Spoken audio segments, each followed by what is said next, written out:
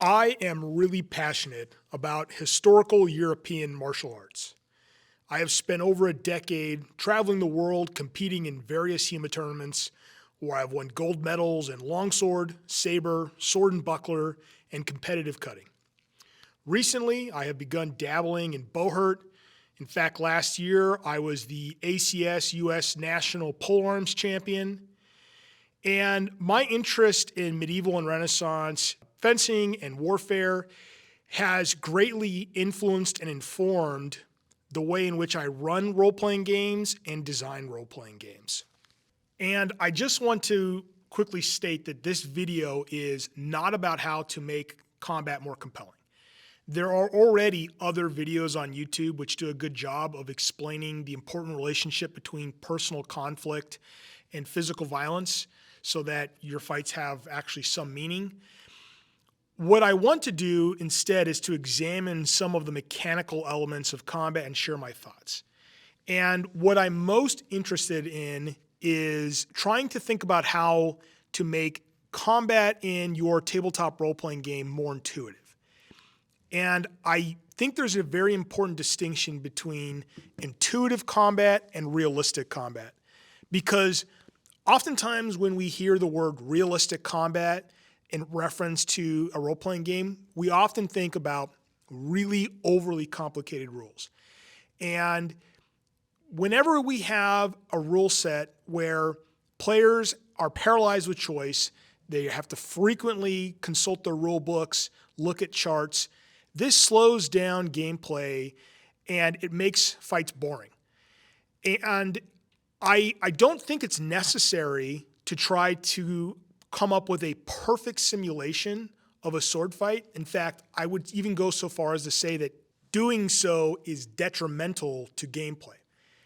And what I think is more important than trying to come up with realistic rules is intuitive rules, so that when dice are rolled and we're trying to interpret the results, that those results make sense. They are consistent with what we know of fighting, and we don't have to suspend our disbelief or think in overly abstract terms as to what is going on in the fight.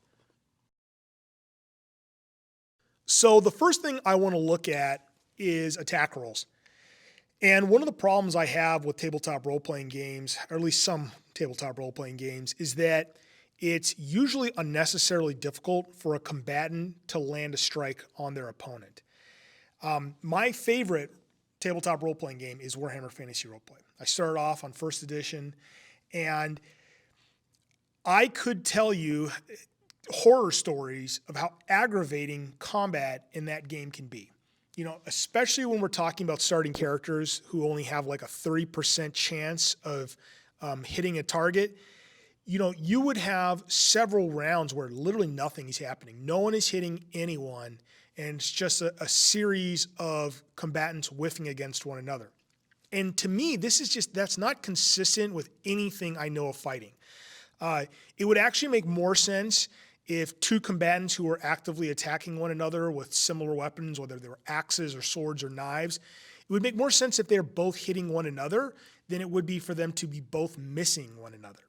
In fact, in a melee, where we're talking about similar weapons, two fighters both armed with long swords, both armed with daggers, whatever, it's actually fairly easy to hit your opponent. What's actually difficult is safely hitting a target or hitting another fighter without being struck yourself. In fact, even an untrained fighter, someone who's not very experienced, can pose a significant threat to a more skilled combatant. You know, we see there's a fencing master, Capofero, and he describes someone called the Bestial Man. And this is a fighter who's doesn't really have much skill. But there's still a danger because they're ferocious, and I think what's even more important is they're unpredictable. So a fencer fighting this kind of fighter, even though they probably can very easily harm them with their own weapon, it's not easy to do so without also being struck by this fighter, because they either are too ignorant to realize that they're putting themselves in danger, or they just don't care. And so, Capoferro describes how when you're approaching that kind of fighter, you have to deal with them in a certain kind of way so that you can safely engage them without being harmed. And so, considering all of this, I feel like it is not very intuitive when you have a role-playing game where characters are repeatedly failing attacks. In fact, this gets even more frustrating when we're talking about what is supposedly a really experienced, dangerous character, and yet they keep struggling against less formidable opponents just because the player is consistently rolling poorly. And I think oftentimes this is a consequence of a swingy dice mechanic, where the results of a die roll are just not easy to predict. And so I know that there are some games currently in development that are trying to address this problem by removing attack rolls altogether. I think Matt Colville's MCDM RPG and the Critical Role Daggerheart game are two examples of this. And while I think that having attacks automatically succeed is preferable to having attacks failing too often, in my mind, this is still unintuitive. And it really does not feel heroic. Because when attacks always succeed against characters, to me, it makes it feel like the characters are helpless. And it doesn't take into account the archetypical swordmaster who can deftly maneuver around the battlefield, dodging blows and parrying attacks. And while I was considering whether or not I like the idea of removing attack rolls, I was trying to think about this in the framework of what I know about fencing and in the context of HEMA. And I was thinking about The Paradoxes of Defense, which was written by the fencing master George Silver. And Silver is very critical of other contemporary fencing masters because he believes they're false teachers. And what they're teaching their students is very dangerous. And when these students are actually getting into violent altercations, they're often ending up grievously wounded or dead. So Silver proposes that anyone who wants to become a fencing master and instruct and take on students, that they should have to take a test. And this proposed trial would involve the candidate having to fence 3 skilled fencers, 3 valiant, untrained men, and 3 half-drunk men. And the mark of an actually competent fencer, someone who's qualified to become an instructor and take on students, is that this candidate would have to be able to successfully defend themselves against the 3 skilled fencers, and then against the other 6 men, they would be able to harm them, but more importantly, be able to harm them without becoming harmed themselves.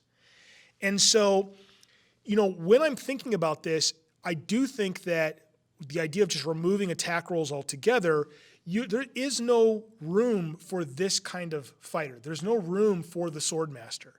So, when I was designing Streets of Peril, what I tried to do to get around this was by implementing opposed dice rolls. So when the characters are being attacked, they're opposing the enemy attack roll with a defense roll. So it actually feels like the characters are actively defending themselves, and when the opponent misses them, it's not just that they whiffed and they missed. It feels more like the characters did something heroic. They're successfully dodging it. They're parrying it.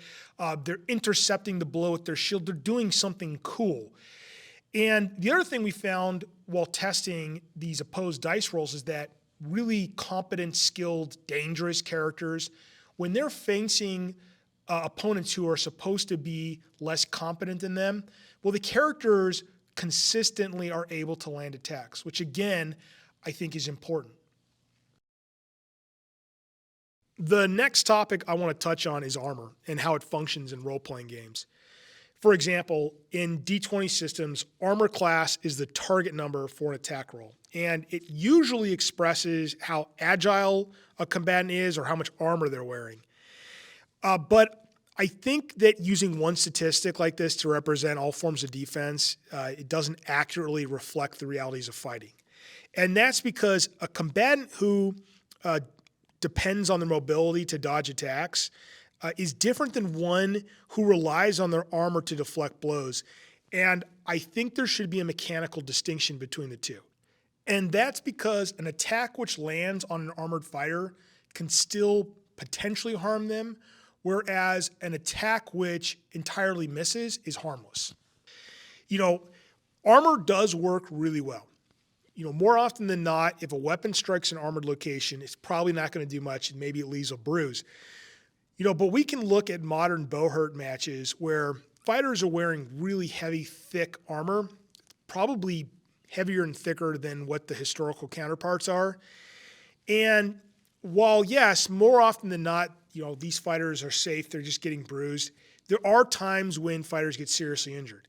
You know, we see occasionally that there are concussions and broken bones. There was a recent incident where a fighter had one of their arteries ruptured as a consequence of being struck on an armored location. So again, I do think that there should be some difference between just entirely avoiding a blow or versus being struck and having your armor deflect some of the damage. You know, and then I think another reason why it's important to have some sort of mechanical distinction between evasion and armor is that it allows certain weapons to have more defining properties. You know, in a system where armor only affects hit chance, weapons like firearms can be, I think they're difficult to accurately implement. Whereas when armor acts like damage reduction, you know, you can have weapons interact with it in more intuitive ways. So for example, a halberd should always be more effective against armor than a club. So we can also look to historical sources for inspiration on how armor should influence fighting behavior. For example, the fencing master Pedro Monte, he wrote about how soldiers typically fought while wearing various forms of armor. You know, and according to Monte, lightly armored soldiers had the mobility necessary to avoid attacks because they could move laterally and they could move backwards with some ease, whereas you know, Monte discourages moving backwards while heavily armored. And he actually describes soldiers who are fully harnessed, who wearing what he calls white armor. He describes them like smiths who are hammering one another like anvils. Very different, right, than the lightly armored soldier who's somewhat mobile. In fact, Monte, you know, he makes a point to emphasize the fact that if you're fully armored, if you're wearing this full harness, you should try to constantly press forward when possible, because when you're closing the distance with the enemy, you're usually going to rob them of the ability to deliver the most powerful blow that they could if they had more space. And that's going to make your armor even more effective. And then, you know, another thing that's interesting too, a difference between a lightly armored soldier and a heavily armored soldier is that Monte really emphasizes the importance of strength if you're going to wear a full harness.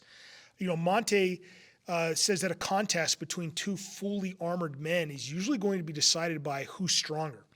So again, this just gives us some more ideas on, you know, how armor should work in the game, and then, you know, what kinds of fighting styles are usually going to result from what kinds of armor the character is wearing. The next thing I want to touch on is positioning. I personally use miniatures with like cool dungeon tiles or on a wargaming table, and I know that there are gamers that hate it. They hate miniatures, they hate grids, everything is theater of the mind all the time. And you know what? That's cool. More power to you. But regardless of how you play your game, I do think positioning should matter in a fight. You know, even the most skilled fighters are in jeopardy when outnumbered. And players should seek unfair matchups in a fight and avoid recklessly wading into melee without support. And so ideally, there is some mechanical incentive for the players to coordinate with one another in the pursuit of tactical advantage. And when we are taking position into account, we can provide certain weapons with more defining properties, which makes them more effective in various tactical situations. So, you know, perhaps the players are using pole arms, and that is allowing them to have a distinct advantage over an enemy force that is limited to fighting in the front rank. Or like in Streets of Peril, there's a weapon trait called Sweep. And so certain weapons like Zweihanders, these big giant two-handed swords, they have the ability to attack multiple combatants simultaneously, which is a huge advantage if you're being outnumbered. And I think in general, combat is just more interesting when the players are trying to coordinate with one another to position themselves on the battlefield and thinking tactically. I think that's usually going to be more interesting than just a pitched battle where the players line up, the enemy lines up, and they just smash each other over the head. And the last thing I want to talk about is combat duration. I think almost everyone agrees that it's boring when fights drag on for too long, especially if nothing's happening other than I hit you, you hit me, I hit you, you hit me, or even the worst case scenario, which is no one is doing anything. And from my experience, fights, they don't typically last that long.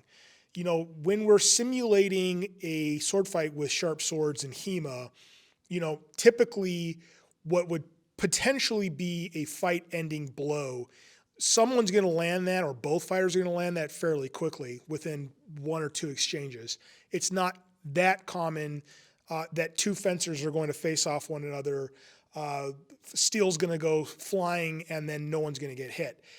And then even in something like Bohurt, where we're thinking about, you know, if the fighter was heavily armored, what would happen? You know, fighters are, you know, they're getting thrown to the ground, they're getting submitted, and even these kind of like these melees, they don't often last too long, especially if one or both teams is fairly skilled. And so, you know, if you have a rule set where, you know, the players and the monsters or the enemy combatants, they have these just massive pools of hit points, and it's just a giant slog. To me, again, not intuitive. It doesn't feel right. It feels weird. And the other thing too is, again, yeah, it's boring. So, yeah, I would definitely encourage you that, you know, if you're designing a game that, you know, try to make combat deadly and fast. You know, for me, when I was designing Streets of Peril, you know, the implementation of exploding dice works really well in this regard. In fact, one of the things I really like about exploding dice is that any attack can potentially be deadly, which I also think is very important. You know, if you're playing a game and, you know, the player knows he's being attacked by some weapon that deals D8 plus 1 damage, and he's got 60 hit points, there's not a lot of fear that attacks could potentially do any kind of significant threat to them. But in reality, in a real fight, I mean, any attack can potentially be fatal or at least incapacitating. And I do think that a rule set should take that into account. And that pretty much sums up my recent contemplations concerning combat in tabletop role-playing games. You know, I don't want to pretend like I have all the answers, and I don't think that there is any singular rule set which handles combat perfectly. And I know as I say that, there is some grognard listening right now rolling their eyes because they're quite certain that the game that they play is perfect. But I just think that any game that we're playing, any rule set, there's probably room for improvement. And if you're a game designer, I mean, hopefully you were able to draw some inspiration from, you know, just kind of, again, my thoughts on this. This is, I'm not trying to tell you how to do things, and I'm not saying I have it all figured out. This is just my thoughts. Again, I really appreciate all of the support for Broken Blade recently. Book sales are doing great.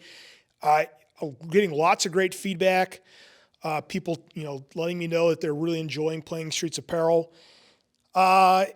Just started a Patreon because art is expensive, and I definitely want to provide the highest quality product to you guys. So if you guys like what I'm doing, you guys like these videos, you like my books, you know, consider becoming a patron, helping me out. And, you know, one of the things that I'm going to try to do each month, with this Patreon is provide exclusive Streets Apparel content. This month, what I'm working on is an adventure and some lore concerning Sternberg, which will be really great if you're thinking about backing the Kickstarter, which is going to be coming out soon for Storms Over Sternberg, the first supplement for Streets of Peril. So yeah, just once again, I can't thank all of you enough for all your support. It's been awesome. And I will talk to you all again soon.